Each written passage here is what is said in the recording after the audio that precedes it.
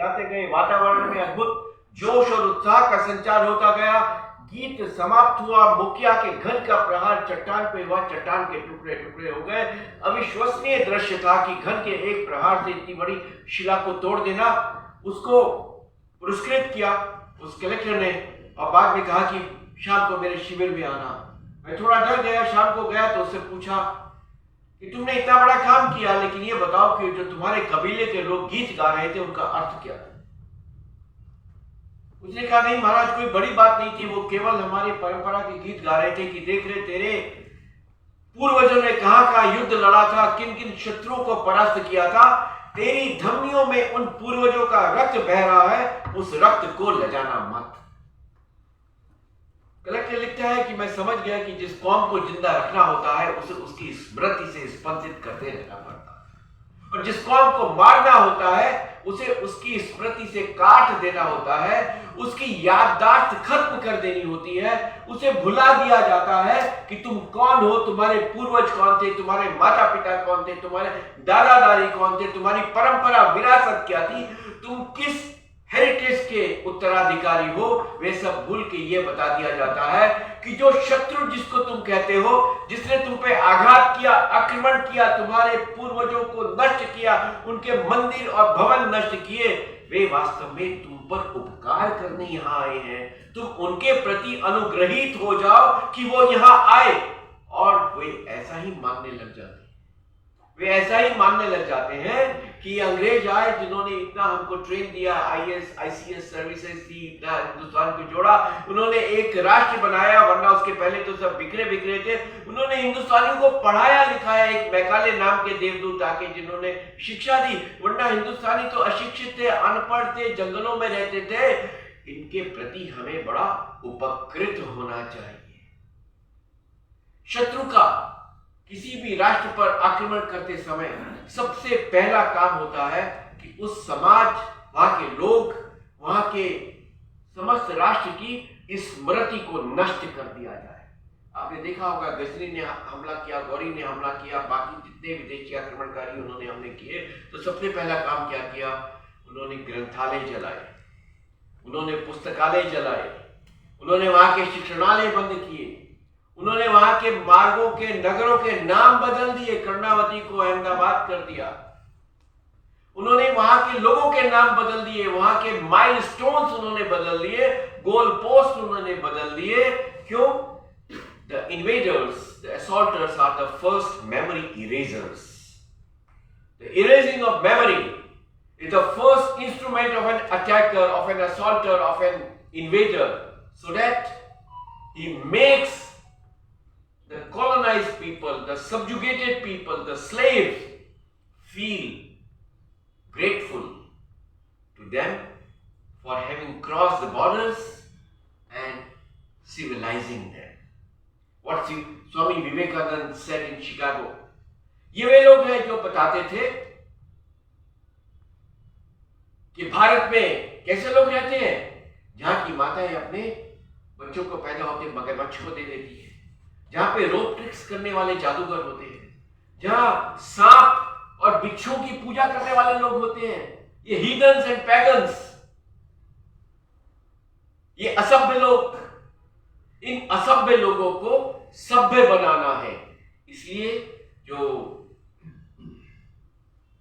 British missionary थे वे London के अखबारों में विज्ञापन देते थे और देते थे कि to civilised uncivilised people, to harvest the heathens and pagans and bring them back in the fold of the gospel, give us money, हमको चंदा दो, क्योंकि हम असभ्य, जंगली, पशुवत जीवन व्यतीत करने वाले लोगों को सभ्य बना रहे हैं, उन्हें शिक्षित कर रहे हैं, उनको पढ़ा लिखा के मनुष्य बना रहे हैं, उनको हम हार्वेस्टिंग के लिए ला रहे हैं, उनको हम गॉस्पेल की शरण में ला रहे हैं। इसलिए हमको धन दो।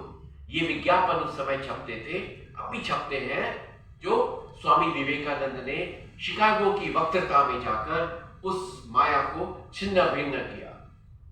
इसलिए मित्रों, आज जब मैं यहां गोवा गोमांतक की पुण्य भूमि में आया तो वीर सावरकर का स्मरण होता है, ऋषि अगस्त का स्मरण होता है, कल्याण का स्मरण होता है, स्मरण होता है छत्रपति शिवाजी का जिन्होंने सप्तकोटेश्वर मंदिर का पुनरुद्धार किया, स्मरण होता है उन वीरों का, बलिदानियों का, परम प्रतापी पराक्रमी गोमांतक वासियों का, जिन्होंने विश्व की सबसे जघन्यतम पाशवक बर्बर यातनाएं सही, लेकिन गोमांतक की भूमि की सुगंध को नहीं छोड़ा, अपने धर्म को नहीं छोड़ा, अपने राष्ट्र को नहीं छोड़ा, सब कुछ सहा, लेकिन गोमांतक की प्रतिष्ठा को बचाने के लिए अपने रक्त की आहुति दे दी।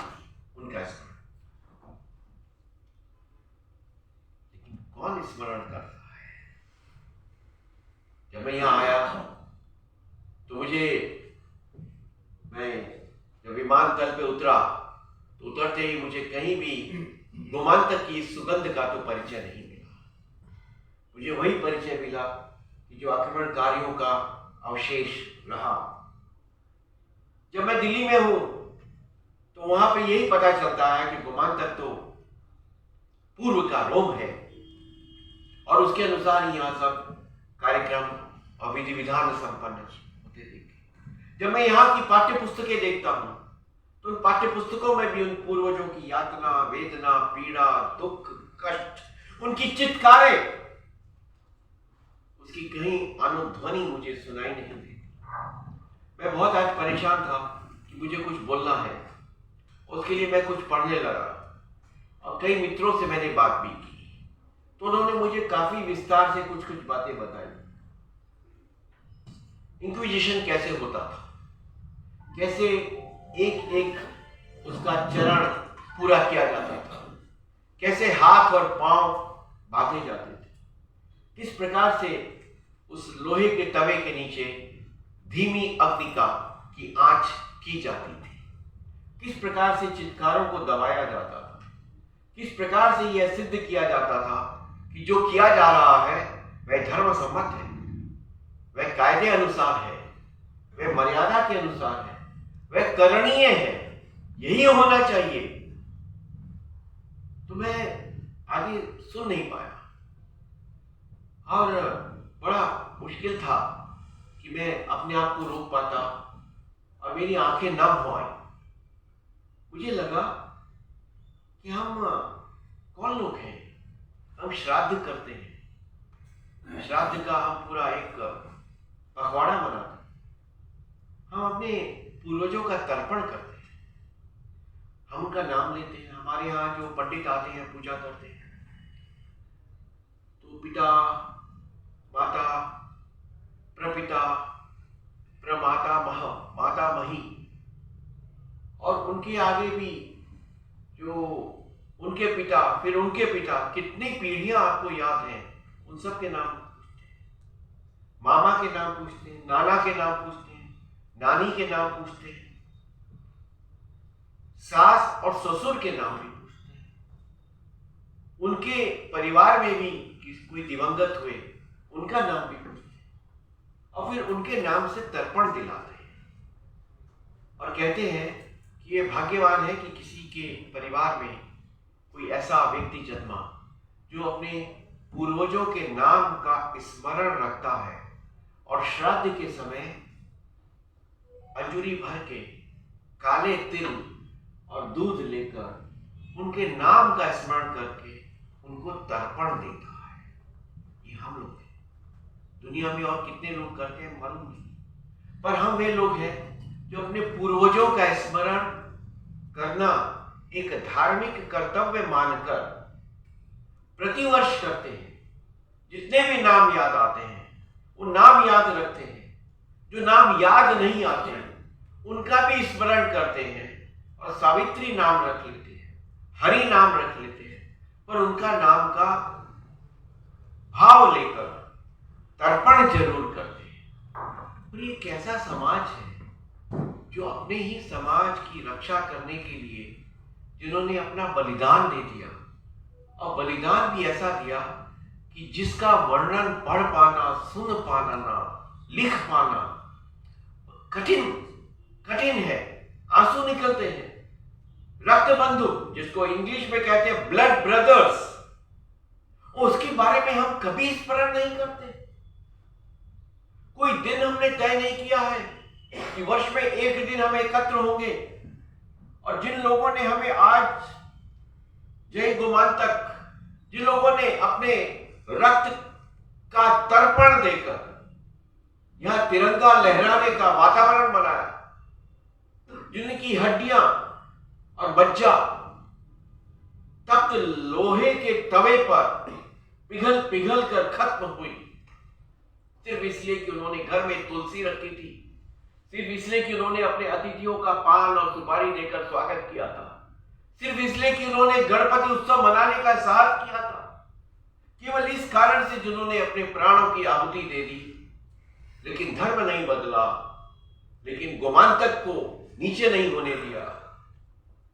और उन्होंने वह दिन लाया कि आज हम गणेश उत्सव का सार्वजनिक कार्यक्रम करते हैं और चारों तरफ बैनर्स और पोस्टर्स लगे हैं कि आपको गणपति उत्सव की शुभकामनाएं।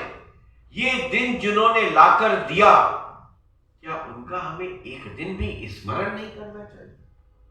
क्या एक दिन भी हमें उनको तर्पण देने के लिए तय नहीं करना चाहिए? समस्त गोमांतकवासी, इसमें मेंजिस ब्रिगेंजा भी शामिल है, तो भूषण भावे भी शामिल है, कोई फर्क नहीं है।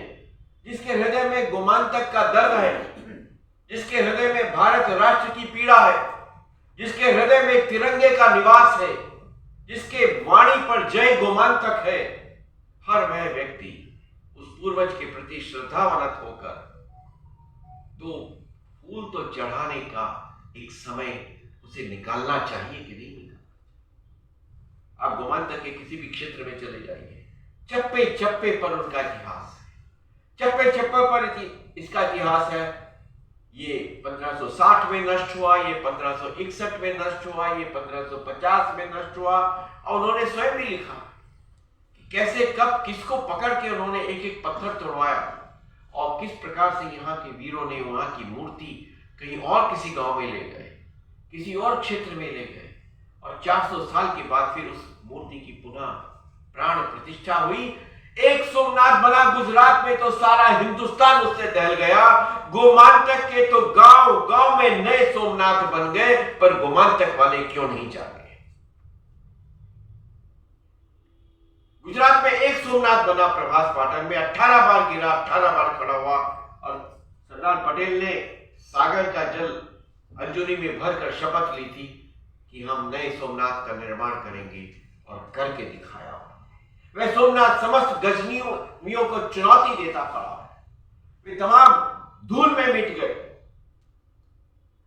कब्र में नष्ट हो गए, लेकिन सोमनाथ की जय पताका, हर हर महादेव की जय पताका आज भी सिंधु सागर के तट पर गर्व के साथ फहरा रही है।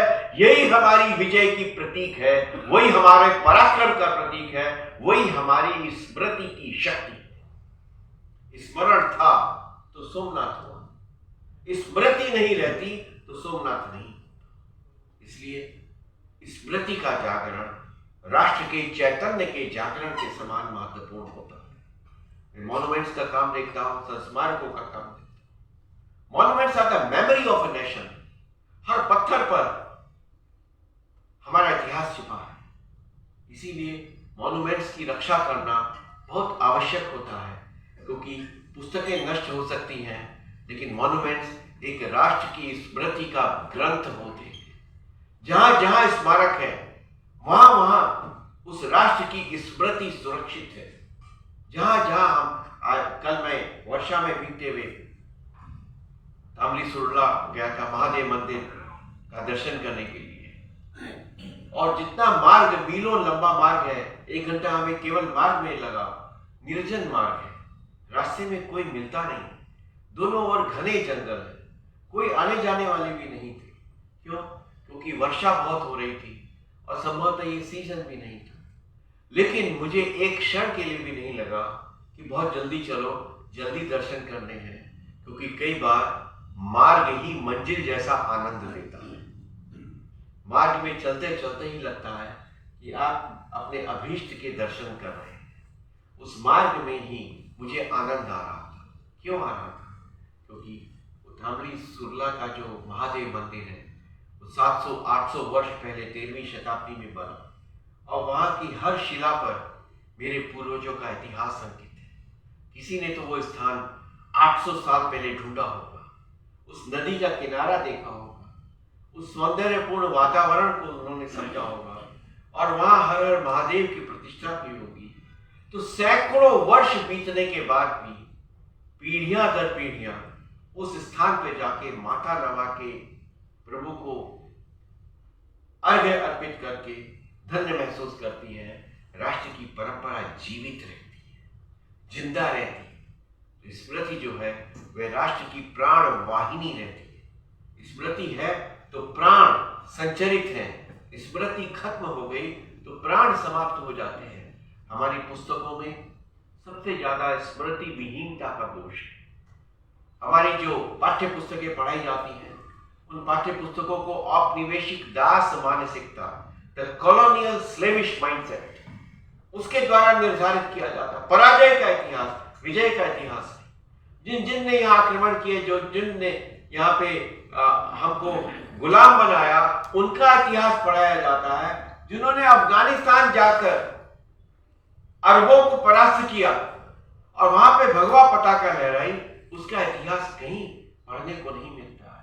किसी पाठ्य पुस्तक में हिंदुस्तान के यह पढ़ाया नहीं जाता कि 375 वर्ष तक काबुल और जामुल में हिंदू शाही का राज्य था, और उन्होंने वहां अरबों के घुटने टिकाकर उनसे जुर्माने वसूल करके उनको छोड़ा था।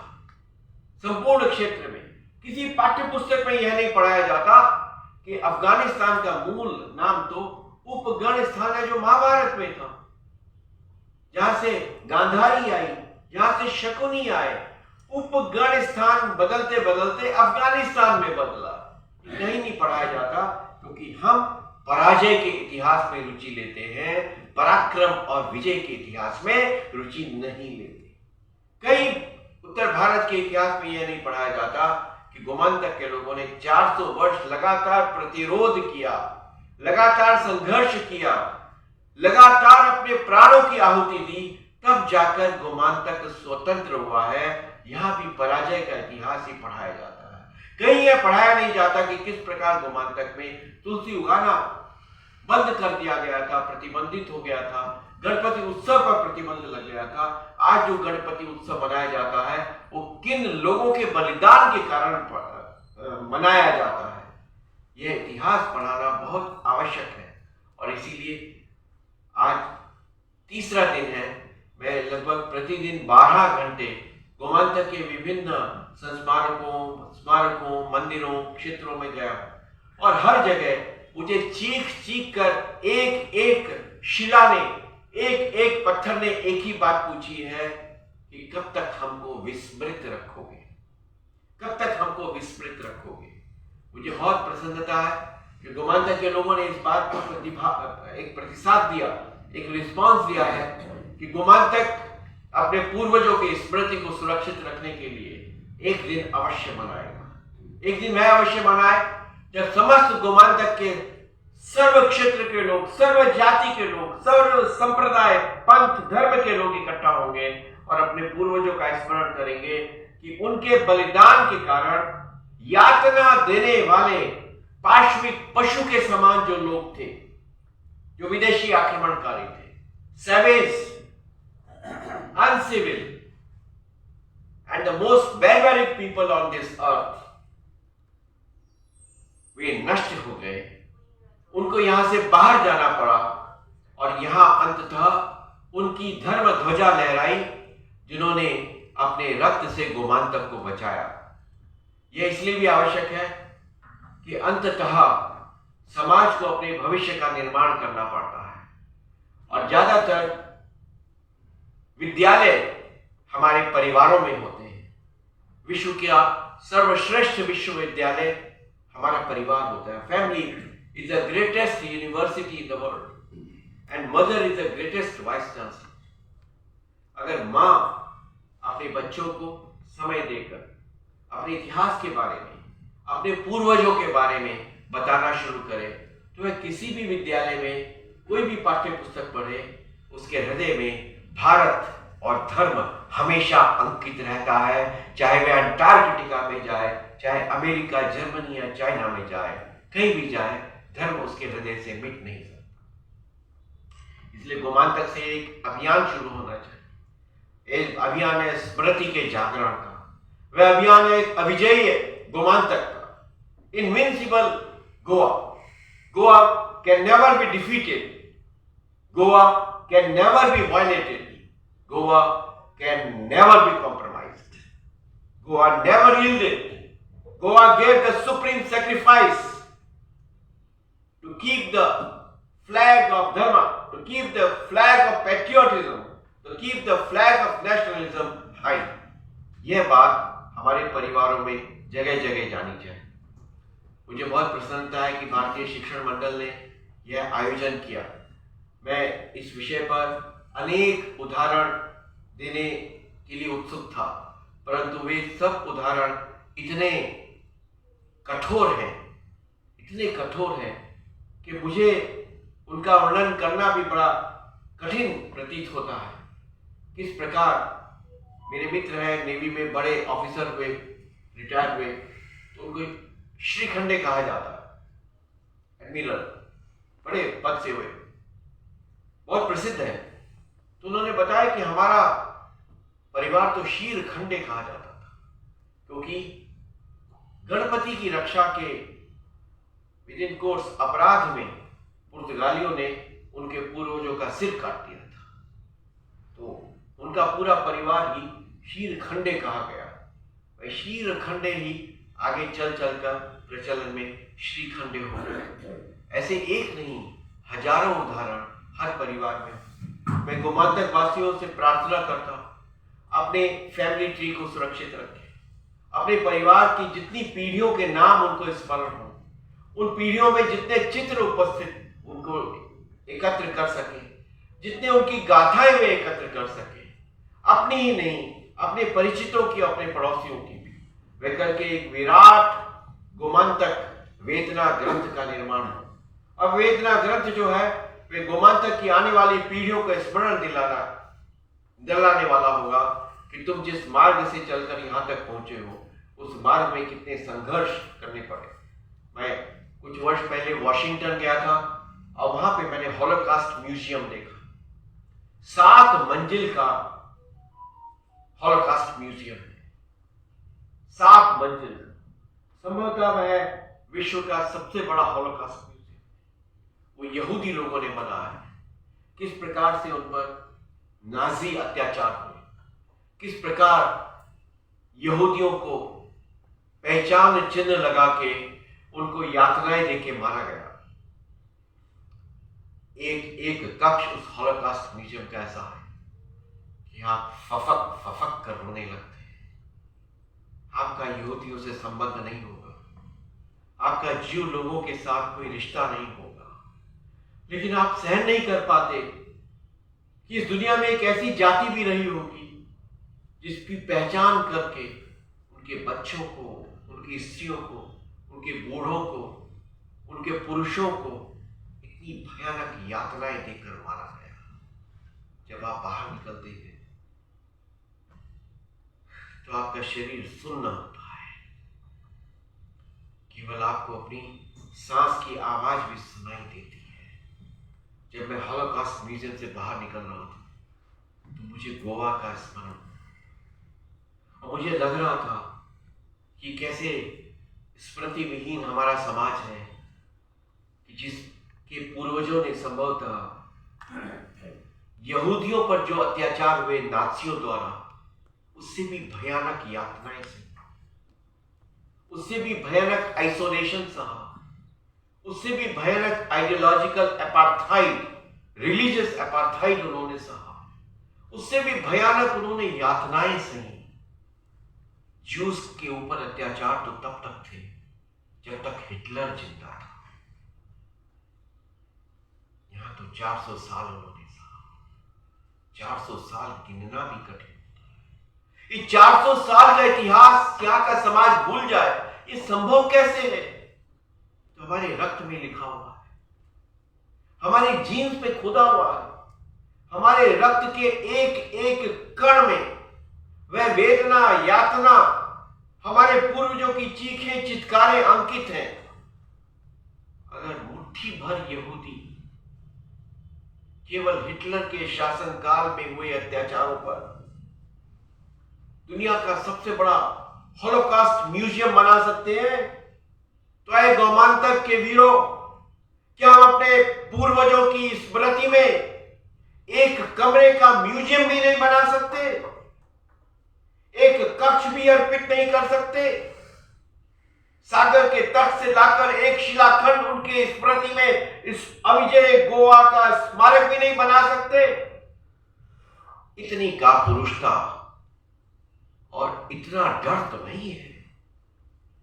ये गोमांतक वो है जिसने सिंधु को स्वतंत्र कराने का मंत्र सावरकर के मुख से निकल पाया था। ये गोमांतक वो है जिसने संसार में वीर दिए, धीर दिए, रक्षा का भार संभालने वाले मंत्री भी दिए। गोमांतक का जब स्मरण होता है तो वीरता का, शौर्य का, पराक्रम का, विजय का स्मरण होता है, पराजय और कापुरुषता का स्मरण नहीं होता। इसलिए आज का ये सम्मेलन, आज की ये सभा इसी बात पर है कि अविजय गोमांतक, अजिंक्य गोमांतक, स्मृति युक्त गोमांतक, स्मृति विहीन गोमांतक पुनः जागृत हो, अपने वीरों का, अपने पूर्वजों का स्मरण करें। वह दिन निर्धारित करें 25 नवंबर, जब उन पापी पुर्तगालियों के कदम यहां पे पड़े थे, और उस दिन अपने पूर्वजों की स्मृति में एक श्वेत पुष्प अर्पित करके नम आंखों से अश्रु मिश्रित सुमन अर्पित कर उन्हें यह विश्वास दिलाए कि हम आपको भूले नहीं हैं, हम आपको भूले नहीं हैं, हमारी स्मृति जिंदा है। हम इसलिए जिंदा हैं क्योंकि आपने अपने प्राणों की आहुति दी। हम इसलिए जिंदा हैं कि हमारी स्मृति जिंदा है। हम इसलिए जिंदा हैं क्योंकि हम वीर गोमांतकवासी हैं। हम इसलिए जिंदा हैं कि सागर पार तक जाकर भारत की धीर वीर पराक्रमी वाणी अब गुंजाएगी कि अगर इस विश्व में किसी ने कापुरुष, असभ्य, पशु तुल्य यातना देने वाले अत्याचारियों को परास्त किया है तो वह गोमांतक की भूमि है, वह भारत की भूमि है, वह भारत माता के उपासकों की भूमि है। यहाँ अब वह अध्याय पुनः रचने का किसी में साहस नहीं हो सकता। यह आवाज गुंजाने का समय अब आ गया है। यही बात कह के मैं अपनी वाणी को विराम देता हूं। आप सबको बहुत बहुत प्रणाम। जय गोमांतक, जय भारत।